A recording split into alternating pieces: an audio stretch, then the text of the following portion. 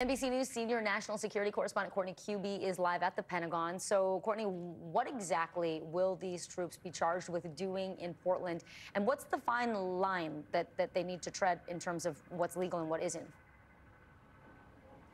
Yeah, so we know the majority about this deployment from a legal filing, a lawsuit that was filed by the state of Oregon against the Department of Defense, the president, and the Department of Homeland Security because of this deployment. Now, in that legal filing, there was a document, a memo that went from the state's adjutant general, that's essentially the head, the legal or the head lawyer for the National Guard in Oregon, and there was also a memo from Secretary of Defense Pete Hegseth.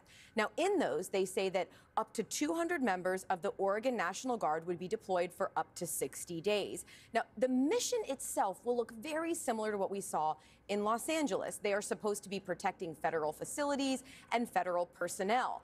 But President Trump has really muddied the waters on this deployment more so than other cities that we've been talking about.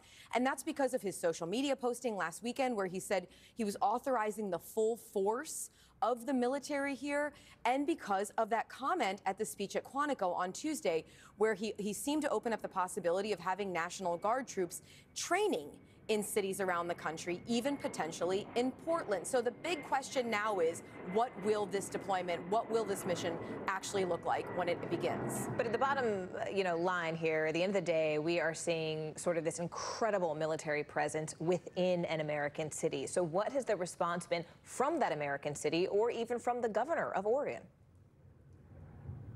So we've seen it's been pretty similar to what we saw here in D.C., frankly, and that is they don't necessarily want, the governor and of the state of Oregon and then the mayor have said they don't want this, they don't need this, but they are urging the citizens there not to overreact and not to protest or push back on these deployments once they actually begin. Now, at this point, President Trump said that the Oregon National Guard are already on the streets there. Defense officials tell us on board.